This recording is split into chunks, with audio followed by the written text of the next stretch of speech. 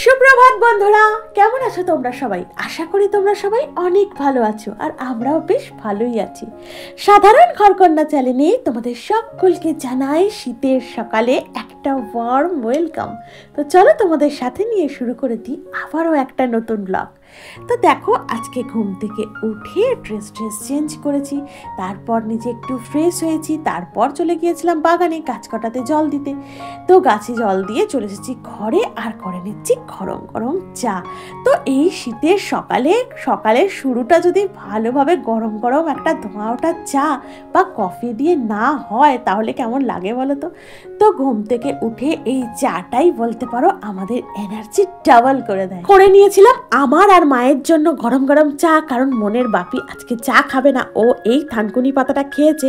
তো বললো আমি একটু পরে খাবো, মানে একটু বেলার দিকে চা খাবো। তো ওই জন্য আমার আর মায়ের জন্য করে নিয়েছিলাম চা। তো চাটা খেয়ে একদম সোজা চলে গেছি উপরের ঘরে, কারণ উপরের ঘরটা ভালোভাবে গুছিয়ে পরিষ্কার করে ঝাটফাট দিয়ে মুছে চলে এসেছি নিচে। এইবার নিচের কাজগুলো এক এক করে শুরু করব। তো আগে যদি ঠাকুরের জায়গাটা বা ঠাকুরের ওপর ঘরটা পরিষ্কার পরিচ্ছন্ন হয়ে থাকে না, তাহলে মাথায় অতটা চিন্তা থাকে না। এই ধরো ঠাকুরের বাসন টাসন ধুয়ে ভালোভাবে রাখা যায়, ফুলটা তুলে নিয়ে এসে ওপরে রাখা যায়, আর ওপরের কাজটা কমপ্লিট করে নেওয়ার পর চলে এসেছি নিচে। আর নিচের এই ঘর দুটো এখন পরিষ্কার করে নেবো, মানে গুছিয়ে নেবো। তো প্রথমেই ধরে নিয়েছি এই ঘরটা, কারণ মন আজকে ওই ঘরে পড়তে বসেছে। কি বলো তো, শীতকাল তো, মানে ওই কাঁথা কম্বল মানে ব্ল্যাঙ্কেট সমস্ত কিছু নিয়ে জড়িয়ে নিয়ে পড়তে বসে। ওকে যত বলি বিছানাটা ভালোভাবে ফাঁকা নিয়ে পড়তে বস, দেখবি এনার্জি লাগবে, মানে কোনো কথা শুনবে না, খালি বলবে না তুমি এখন ব্ল্যাঙ্কেট গোছাবে না, আমি এর ভিতরেই বসে পড়বো। কি আর করা যাবে বাবা, তোর যেভাবে শান্তি হয় পড়ে, তুই সেভাবে পড়ে আমাকে উদ্ধার কর, শুধু এইটুকুই ওকে বলি, আর কিছু না। আর এই শীতকালের এক জ্বালা, কারণ বিছানাপত্র এমন জড়সড় হয়ে থাকে কি বলবো, মানে তুমি যতই গুছিয়ে পরিষ্কার করো না কেন, ওই ব্ল্যাঙ্কেট নয় লেপ নয় কম্বল, মানে এই সবগুলোতে বিছানাটা পুরো যেন ভরে থাকে, জানো তো।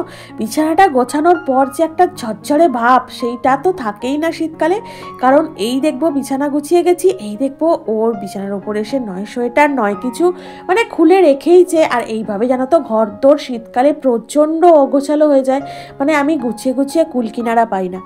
একবার ভালোভাবে গুছিয়ে দেবো, মানে এই সকালে যদি আমার বাড়িতে কেউ আসে তখন দেখবে প্রতিটা জিনিস, আমার ঘরের প্রতিটা জিনিস নিট অ্যান্ড ক্লিন, পরিষ্কার এবং হচ্ছে টিপটপ ঘরটা।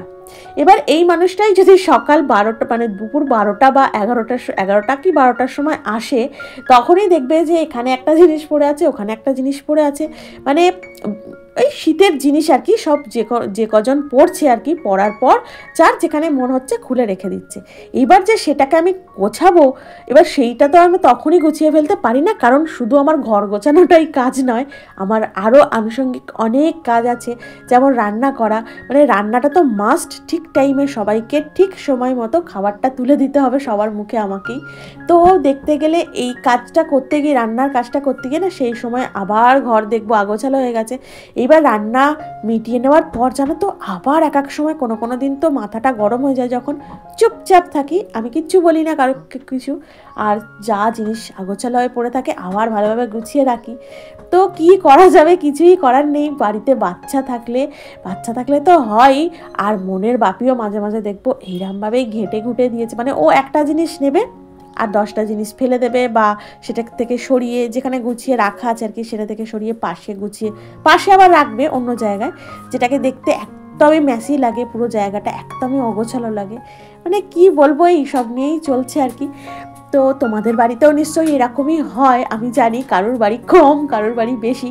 আসলে সেই বাড়িটাই জানবে সবসময় বেশি নিট অ্যান্ড ক্লিন এবং টিপটপ গোছানো থাকে, যে বাড়ির প্রত্যেকটা ফ্যামিলি গুছিয়ে রাখে।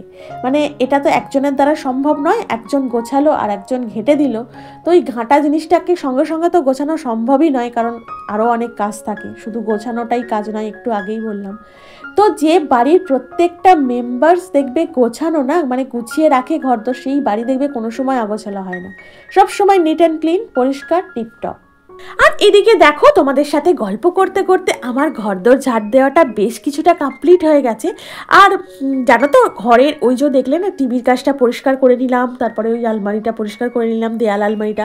তো এইভাবে না আমি সমস্ত কিছু প্রায় রোজই ধরতে গেলে ভালোভাবে পরিষ্কার করে নিই, কারণ বলেই তো আমার বাড়ির সামনে মাঠ আর প্রচণ্ড ধুলো। আর জানলা দুটোতে তো ধুলোর অন্ত নেই, মানে ওই জানলাগুলোতে না ঝাড় দিলে হয় না, ঝাড় দিলে ধুয়ে মানে ঝেড়ে দিলে হয় না। ওগুলোকে বেলার দিকে এই যে দেখছো কাজগুলো করছি, এই কাজগুলো করার পর কিন্তু আমি বাইরের দিক থেকে পাইপ দিয়ে না পুরো জানলাটা ভালোভাবে ধুয়ে দিই, মানে জানলার ওই যে নিচের স্ল্যাবটা আছে ভালোভাবে ধুয়ে দিই। না হলে কি হয় বলো তো, ওই ধুলোগুলো ওপর থেকে হয়ে মানে পরিষ্কার হয়ে যায়, কিন্তু উপরে যেন মনে হয় ধুলোর আস্তরণ পড়ে আছে। আর জল দিয়ে যদি ভালোভাবে ধুয়ে দিই তাহলে ওটা না থাকে না, তো দেখতেও পরিচ্ছন্ন লাগে। আর এদিকে তো দেখলেই ঘরদোর মোছাটাও আমার কমপ্লিট হয়ে গেল। আর চলে গিয়েছিলাম পুরো ঘরদোর মুছে একদম ডাইরেক্ট চান করে নিয়েছিলাম। তো স্নান টান সেরে চলে এসেছি ঠাকুরের পুজো দিতে। আর আজকে জানো তো বিশেষ কিছু কাছাকাছি করিনি, আর যাই হোক ওই অল্প যে কটা ছিল আর কি, মানে সবার ওই পরার জামা কাপড়গুলো মোটামুটি একটুখানি কাছাকাছি করে দিয়েছি, কারণ আজকে হচ্ছে রান্নাবান্না সেরে নিয়ে আমাকে আবার বেরোতে হবে। হ্যাঁ অবশ্যই লাঞ্চটাও সেরে নেবো, কারণ আজকে আবার মনের জানো ওই মানে একটা অড টাইম 2:30 থেকে দুপুর 2:30 থেকে পড়া, তাও আবার অনেকটা দূরে। তো ওই তখন আমাকেই নিয়ে যেতে হবে, কিছু করার নেই, কারণ সময়টা এমনই মনের বাপির তো নিয়ে যাওয়ার কোনোই জায়গা নেই, কারণ আমাকেই নিয়ে যেতে হবে, কারণ ও তখন পুরোপুরি কাজে ব্যস্ত থাকবে। তো ওই বলতে পারো সেই জন্য আজকে অনেকটা কাছাকাছির দিকে যাইনি, তাড়াতাড়ি করে ঘরের সমস্ত বাসি কাজ কমপ্লিট করে, মানে যতটা না করলে নয় ততটাই ওই জামাকাপড় বললাম পরার জামাকাপড়গুলো কাছাকাছি করে ছাদে মেলে দিয়ে এসে পুজোটা সেরে আর চলে এসেছি দেখেছো নিচে। আজকে হচ্ছে না একাদশী জানো তো, তো আজকে ওই মুড়ি টুড়ি খেলে তো চলবে না, তাই করে নিয়েছিলাম একটু পরোটা আর বেশি কিছু নয়, করে নিয়েছিলাম একটু আলু ভাজা। আর এই পরোটাটাই রেখে দেবো মায়ের জন্য, মা দুপুরবেলা এটাই খেয়ে নেবে, আর যা তরকারি করব ডাল করব। আর ঘরে তো মিষ্টি আছেই, আর গুঁড়ো আছে, এখন তো মানে খাওয়ার কোনো চিন্তাই নেই, রুটি বলো পরোটা বলো, এখন মানে নলেন গুড় নতুন গুড় সবসময় ঘরে অ্যাভেলেবেল। তো গুঁড়ো আছে মিষ্টি আছে, মা যেটা দিয়ে পারবে খেয়ে নেবে। তো দেখো এদিকে ভাতটাও বসিয়ে দিয়েছিলাম। আর আজকে যেহেতু বারটা শুক্রবার, তো আজকের বারটা তো আমরা নিরামিষই খাই, তো এদিকে বসিয়ে দিয়েছিলাম ভাতটা, আর করে নিয়েছিলাম একটু ওই অড়হর ডাল। জানো তো অড়হর ডালটা অনেক দিন খাওয়া হয় না, মা বললো আজকে বেশ একটু ঘি টি দিয়ে অড়হর ডাল করবে, তো ওই অড়হর ডাল করেছিলাম। আর করে নিয়েছিলাম একটু কাঁচকলা ভাজা, আমার মন না মানে আমার মেয়ে কাঁচকলা ভাজা খেতে খুব ভালোবাসে, তো ওই কাঁচকলা ভাজা করে নিয়েছিলাম। আর করে নিচ্ছি একটু আলু পোস্ত, মানে একদম সিম্পল, যেটাই আর কি তাড়াতাড়ি হয়ে যাবে। আর ঘরের তো শুধু রান্নাটা করেই চলে গেলে হবে না, এবার সবাইকে খেতে দেবো, নিজে খাবো, তারপর মোটামুটি ওই যে বাসনগুলো পড়বে সেগুলোও ধুয়ে ধায়ে যেতে হবে, কারণ আমাকে তো আবার ওই বাড়ি ফিরে আসবো যখন, তখন প্রায় ধরো সন্ধ্যা হয়ে যাবে। তো সন্ধ্যাবেলায় বাড়ি এসে তো আর তখন ওই কাজগুলো করতে ইচ্ছা করে না। আর সন্ধ্যার সময় না এঁটো বাসন না বেশি না আমি কখনো রাখি না, সন্ধ্যার আগেই যে কোনো প্রকারে আমি বাসনগুলো ধুয়ে নেওয়ার চেষ্টা করি জানো তো। আর তারপর করে নিয়েছিলাম আমসত্ত্ব খেজুর দিয়ে চাটনি, টমেটো চাটনি, আর করে নিয়েছিলাম একটু পাঁপড় ভাজা। তো বলতে পারো এই হচ্ছে আজকের আমাদের শুক্রবারের দুপুরের লাঞ্চের মেনু।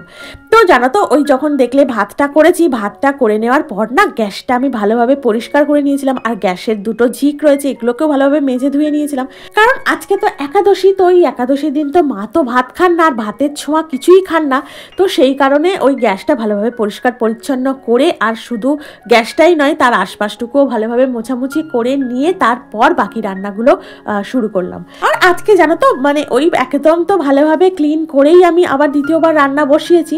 তো আজকে না গ্যাসটা ওই হালকা হাতে একটু মোছামুছি করে দেবো, কারণ প্রথমেই ভালোভাবে পরিষ্কার করে দিয়েছি। আর জানো তো ভাবছি না কড়াটাও এখন মাজা ধোয়া করব না, কারণ এতে তো দেখলে পাঁপড় ভাজা করেছি আর অনেকটাই তেল আছে। তো ভাবলাম আবার তো রাতে তরকারি পাতে কিছু তো একটা হবে, তো তখনই তরকারিটা করে নিয়ে একদম ভালোভাবে কড়াটা পরিষ্কার করে দেবো। এদিকে দেখো গ্যাসটা ওই হালকা হাতে পরিষ্কার করে নিচ্ছি, কারণ রান্না করেছি, রান্নার তো একটা ছিটে পড়ে, তো সেই কারণেই বলতে পারো ওই হালকা হাতে একটু পরিষ্কার করে নিলাম। আর এদিকে সেরে নিয়েছিলাম আমরা লাঞ্চ। তো লাঞ্চটা সেরে নিয়ে বেরিয়ে পড়েছি, মেয়েকে নিয়ে পড়তে দিতে যাচ্ছি। তো যাক, দেখো রাস্তাটা কতটা পরিমাণ ফাঁকা। আসলে কি জানো তো, সকালের দিকটা মানে একদম সকালের দিকটা আর দুপুরের দিকটা না বেশ ভালো রাস্তা ফাঁকা থাকে। তো এই জন্য মেয়েকে একা একদমই ছাড়ি না, তো আমি যেখানে যাই আমি সাথে করে নিয়ে যাই। আর এদিকে দেখো সন্ধ্যায় চলে এসেছি বাড়ি। তো বাড়ি ফিরতে ফিরতে বেজে গেছিলো একদম 6:45। তো 6:45টার সময় এসে আর কি করব, একটু করে নিয়েছিলাম গরম গরম চা, আর নিয়েছিলাম সাথে একটু চাল ভাজা। তো জানো তো, মেয়েকে নিয়ে ফেরার পথে ফুচকা খেতে গিয়েছিলাম, তো দেখছি ফুচকার দোকানটাই বন্ধ, তাই বাধ্য হয়ে নিয়েছিলাম চাল ভাজার প্যাকেট। আর এসে খেয়ে নিচ্ছি চাল ভাজা আর গরম গরম চা। তো আজকে আমার ব্লগটা আমি এখানেই শেষ করলাম। তোমাদের যদি ভালো লেগে থাকে তাহলে অবশ্যই একটা লাইক করো, কমেন্ট করো, আমার চ্যানেলটিকে সাবস্ক্রাইব করে আমার পাশে থেকো। দেখা হচ্ছে তোমাদের সাথে পরবর্তী ব্লগে। টাটা।